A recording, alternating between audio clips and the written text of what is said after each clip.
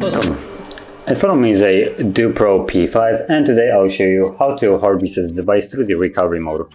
So to get started, you want to hold the power key and select power off. And wait for the device to shut off. Now once it has, you then want to hold the power key and volume up. So power, volume up, both of those keys at the same time.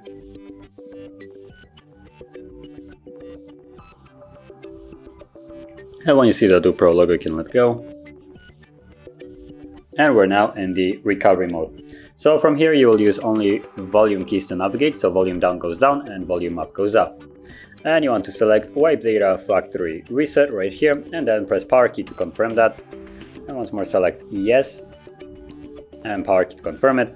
The process will begin, have a dialog box on the bottom, and data wipe complete should be last entry there. So there we go, data wipe complete, and reboot system now is then selected by default. So now all you need to do is press power key once more, and the device will reboot. Now the process will be continuing in the background, so the device will be turning on a little bit longer than it normally does, but once it has, we should be then greeted with the Android setup screen. So I'll be back once that is visible.